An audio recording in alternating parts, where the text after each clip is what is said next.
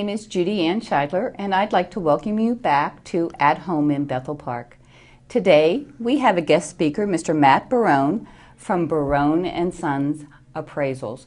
Barone and Sons is a reputable firm in the South Hills. Primarily, their offices are located on Baptist Road in the South Hills. They have been in business since 1917, and they are well known to all of the banking community and real estate community and many individual homeowners. Welcome, Matt, and thank you for joining us. Why don't you give us a little bit of an overview of Barone and Sons? Barone and Sons is a third-generation real estate company. We primarily do appraisals, and have done so for probably the last 35 years, 40 years. Primarily appraising, and it's family-owned, family-run. When your company first started in 1917, I guess the housing market was very different. People didn't go out and buy a house through a real estate agent, but they still had a need for an appraiser? Well, we weren't really appraisers back then. I think my dad started the appraisal business in about 1955. Now, what did you start out as? My grandfather was an Italian immigrant who started selling homes north of Forbes and Squirrel Hill, and after World War II, he came out to the South Hills and developed homes in Whitehall Borough. I think it was then Baldwin Borough or Baldwin Township, but Baldwin Manor, which is right across from our building on Baptist Road, was developed by my grandfather, and his office was on the parking lot of the Union School, which is now our office. Wow. If I came to you and said, Matt, my neighbor is selling his house, and he wants $150,000 for his house, but I just bought my house, and my house was $170,000. Would I need to get mine reappraised? Would my bank ever come back to me and say the appraisal was wrong? Why is there such a fluctuation in pricing in a home? To answer your first question, there would be no reason to get your home reappraised if somebody on your street was asking a value that was different than yours. Things that determine value are components such as location and lot and size and condition. Those factors all influence the value, and it may just be that your neighbor's house does not offer similar components. Those components that I listed before are inferior to yours. They would sell for less. Do you ever find that there's conflicting appraisals on a property? Yeah, I would say that if you had different appraisers come and appraise the same property, you would get different numbers. The same as you would as if you had different interested buyers in the same property offering different numbers. What a good appraiser does and what a good buyer does is educate themselves to the point where they can provide an informed opinion of value. Mm-hmm. An appraiser does it professionally, and a buyer would do it as a matter of being prudent. And let's say I wanted to refinance my house, and my house is worth $150,000. Okay. And my neighbor is selling a similar house on my street, very similar, same, it's the same kind of neighborhood, same, two-story colonial, basically the same size lot, paved driveway. And their house hasn't sold, but the value in it is dropping. As an appraiser, do you look at active listings, how long they've been on the market, how the prices are falling on a house? Like if this started out as $150,000 and dropped it to $140,000, $135,000. I'm trying to refinance my house at $150,000, even though this property over here has not sold. Do you look at the fact that it's been on the market for 90 days and has not garnered that price range? A 90-day marketing period is a little bit tight for our area. Mm-hmm. However, to answer your first question, active listings are relevant to every appraisal. Values depending on supply and demand, and a good appraiser will evaluate what's already happened and what the property is competing with presently. So we look at past buyer behavior, and then we also look at what's available right now. What does a buyer have to choose from right now, and measures that against what's already happened. Okay, so when you're looking at the historical, what has happened, how far back do you go? And I know as far as there is a popular misconception out there where some people think that you can only go back 6 months, or you want all your sales from the last 90 days. When you're doing a complex property, or you're doing a property in a neighborhood where sales activity is relatively low, I think that you can go back as far as you can to get comparable data in that immediate neighborhood. I always want one or two properties from my immediate neighborhood, or a location that is indicative of my immediate neighborhood. And if they aren't recent, I just keep going back until I find them. So time isn't really time is not as relevant to me as location is. Well, they do say location, location, location, but as you're looking back, do you see a brick wall? Like, do you say, okay, 2008, that's where I got to stop because or is on market different? 2008, we obviously had a huge event in 2008 that changed the real estate industry. And since then, lending guidelines have become different, and that's affected home sales nationwide. I think that locally we were more fortunate than most. I don't think that I hadn't seen huge reductions in value and in sale prices since that time, although the higher end market was influenced more than the median priced market throughout Allegheny County. I think that would you call higher over 300,000 or 500,000 or? Well, it depends on what neighborhood. Okay. If you have a neighborhood value range of 1 to 500,000, I would think that the $400,000 to $500,000 segment of that market would have been more affected than the 1 to 200,000. I think that something in the middle may have,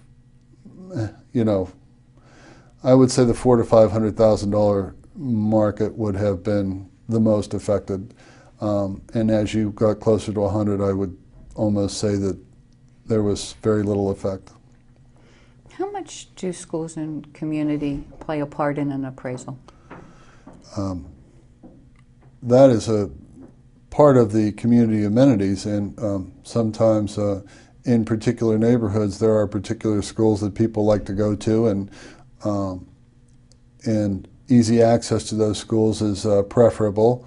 There are a number of other components to a location that make it more preferable, but if you have, going back to your earlier question, how far back do you go? Mm-hmm. If I'm on a really desirable street, I just look for that street in the model list and I find out everything that's happened on it, because usually if it's really desirable, there's not a lot of turnover because people like it there.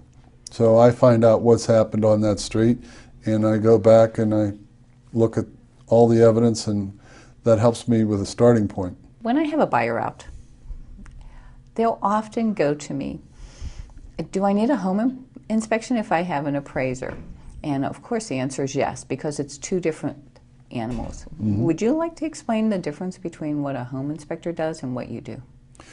Well, a home inspector makes a very lengthy and detailed inspection of the property, and they are experts in the physical components and construction of a home. And they have the ability to diagnose problems with the physical structure, and they have the ability to anticipate problems that may occur in the near future, and problems that may not be visible to somebody who's not an expert. So that is part of the buyer becoming more prudent and making a more informed decision on value. What an appraiser does is they try to emulate what a well-informed buyer and what a well-informed seller acting in their own best interest might agree on as a price. That is market value, and that's what we try to do as an appraiser, is to estimate market value.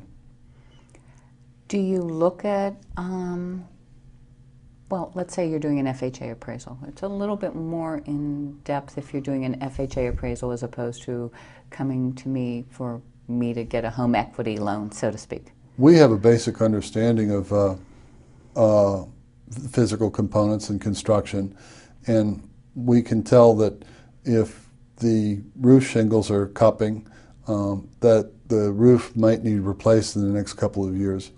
We can tell that if there's frayed wiring on the outside of the house and fuses on the inside of the house, that there may be a significant cost for updated electrical service in the near future that with an FHA buyer they may not have the resources to do.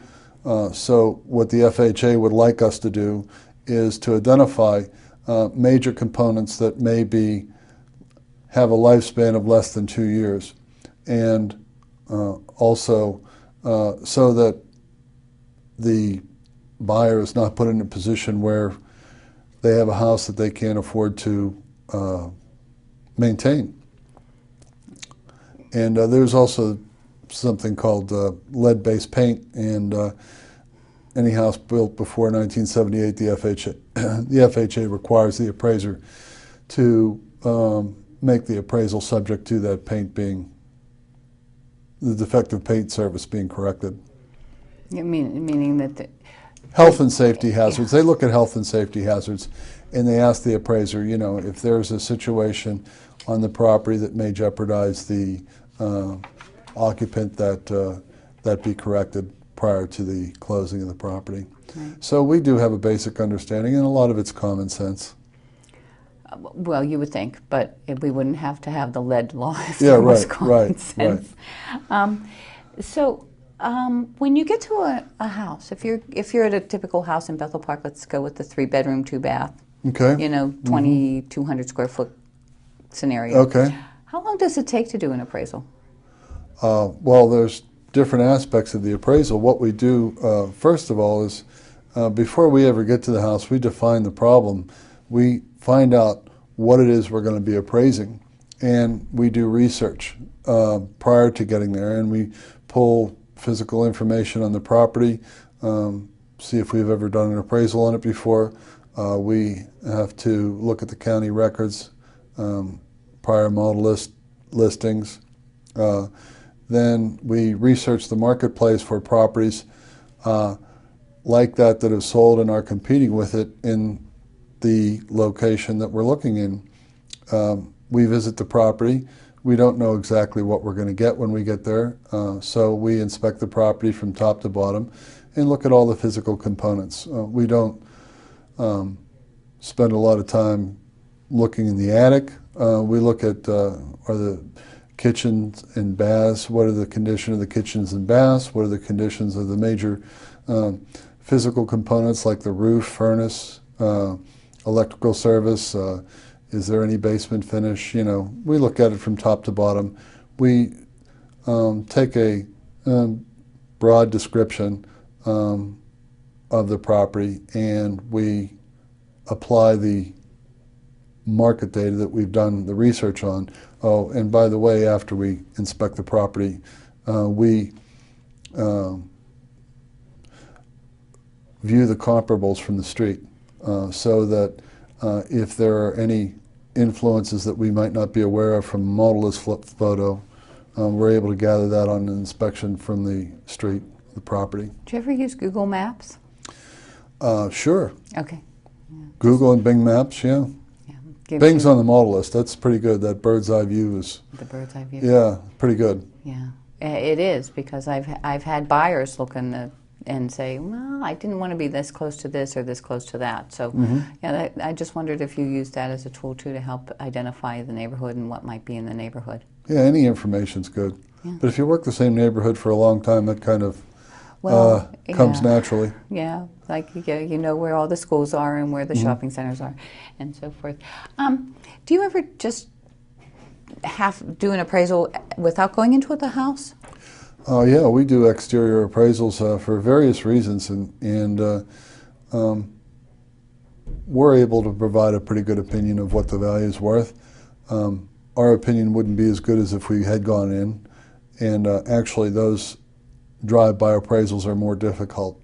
It takes you longer to assemble the data and get comfortable with the physical characteristics of the property from an exterior inspection than if you walked around the property and measured it. Now, when Sabre came through a few years ago and did all of the evaluations for Allegheny County, I bet you were busy. Yeah. Yeah. I bet we had a lot of people appealing those decisions. For the most part, there were a lot of people appealing, and Sabre did measure every single structure in this county, and they did do an exterior inspection. They weren't drive-bys. They walked around the house and they measured it. I'm not saying they got them all right, but they did a pretty good job.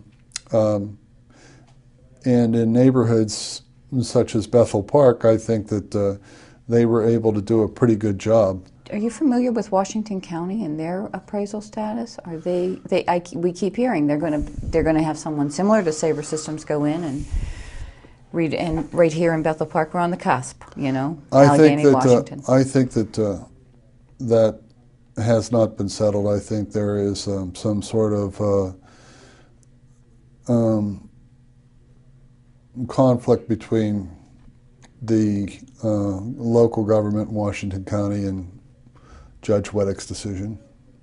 I don't know whether they're going to be revalued or not. Right now they're basing their valuations on, I think, 1982 or something like that. One of the things that we do try and caution our buyers about when they say, oh, the taxes are lower in Washington County, is the word today. Mm-hmm. They are lower today because they haven't reevaluated down there.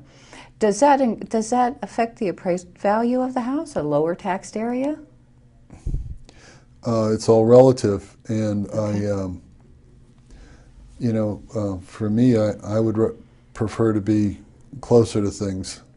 And if you had a long commute every day and you were spending $4 for a gallon of gas, and you added that up, as opposed to having a regional mall and an employment within 2 minutes, or 5 minutes or 10 minutes, I think that the time it takes for you to get to your most used resources and the cost of you getting to those most used resources should be a measurement of cost as well as taxes. So we're talking about the impact of the location affecting your quality of life, your amount of time you have to live your life as opposed to getting to the resources that you need. Yeah. And that falls into the appraisal too. Yeah. Spend 40 minutes traveling every day as opposed to 20. That would add up. That would. I go 5. So yeah. I would not appreciate a 1-hour drive every day. It would be a bit cumbersome.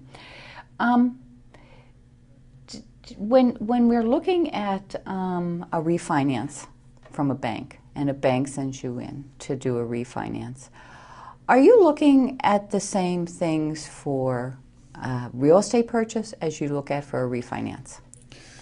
Anytime we do an appraisal in our office, we try to estimate what that property will sell for on the day we see it, unless we're directed to do otherwise, and what I mean by that is a retrospective date or something like that. We absolutely try to estimate exactly what that house will sell for as of the date of our appraisal. If it is a market value appraisal, banks ask for market value. So what we're trying to do is, what would the house sell for on the day we see it? Does the use of a property ever play a role in your appraisal? How it's used? Does a 3-bedroom rental appraise differently than a 3-bedroom family residence? Well, it might, and it might not.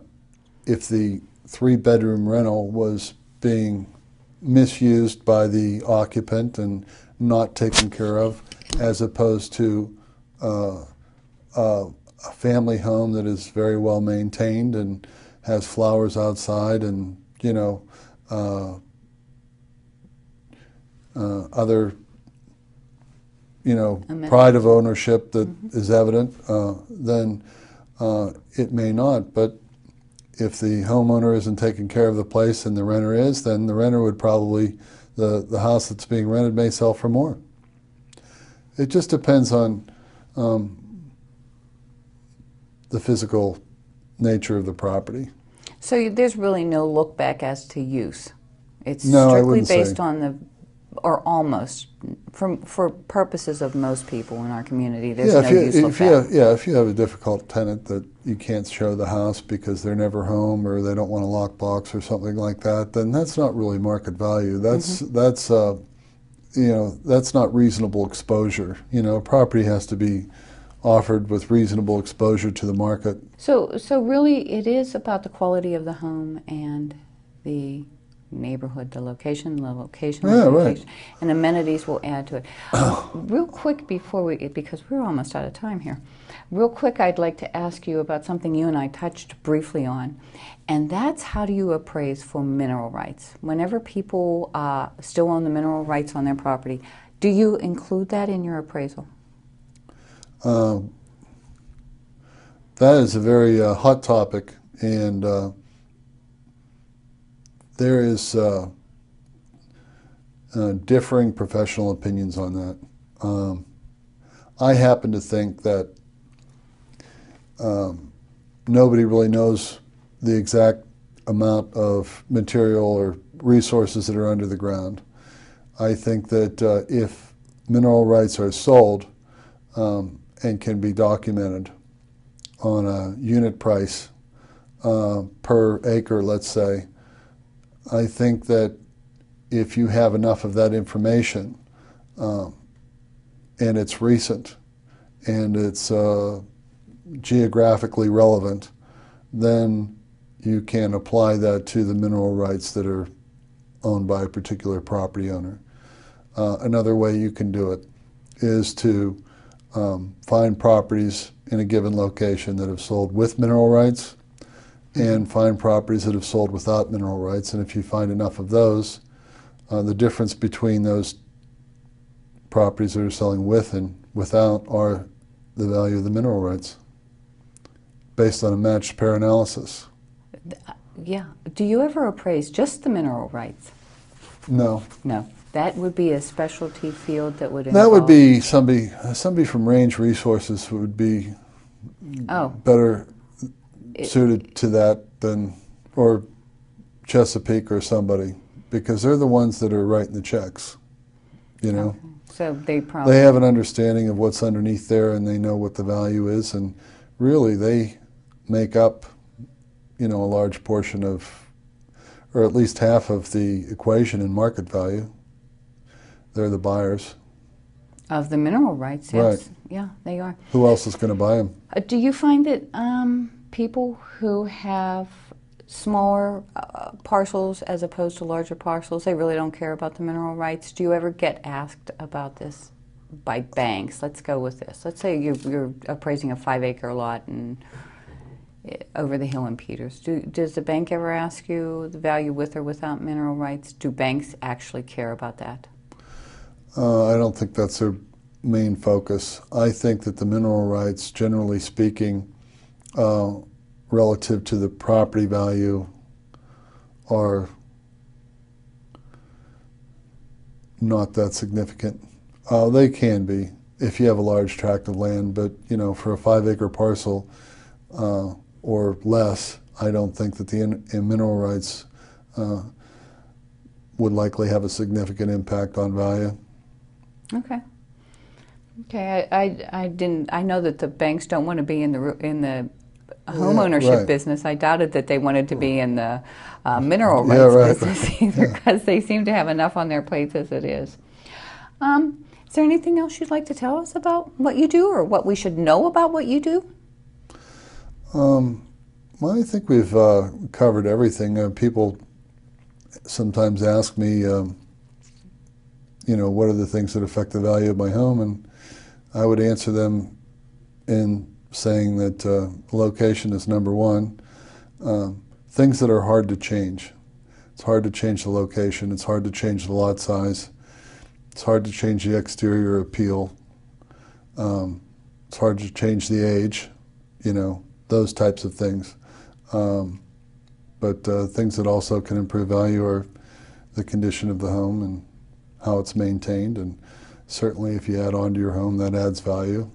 May not get it back right away, but it does add value. Do you ever do appraisals for homeowners who are thinking about doing additions but don't want to put more into their home than what their neighborhood would support? On occasion, we do those for lenders. We do those for lenders because if we did the appraisal for the homeowner, then the lender likely wouldn't be able to use it. So we say, when we get those calls, we refer them to a lender and say, we can come out, but why don't you work through the lender, and that way you only have to pay for one appraisal. Okay.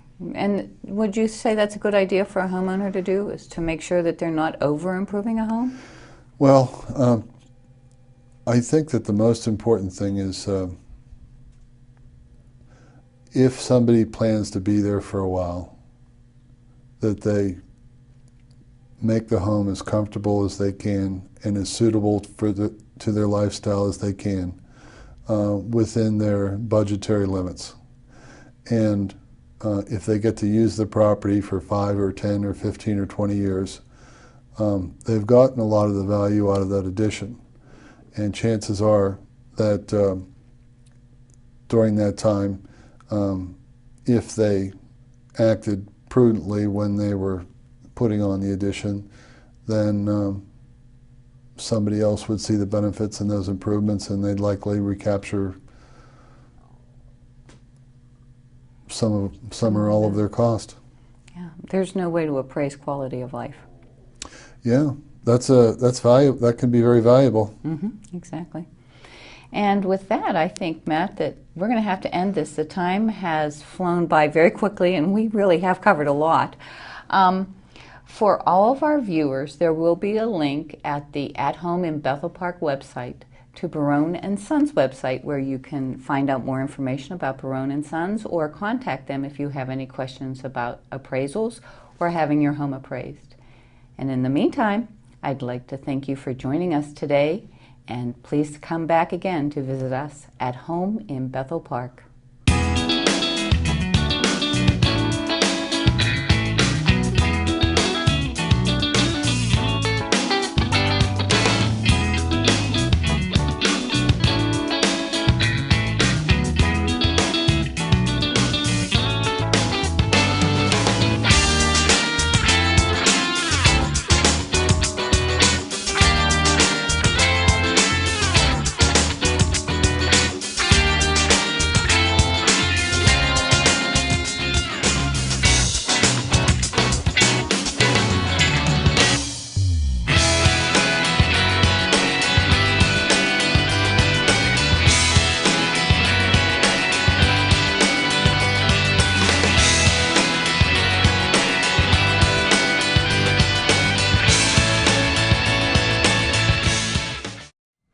Filing for Social Security online.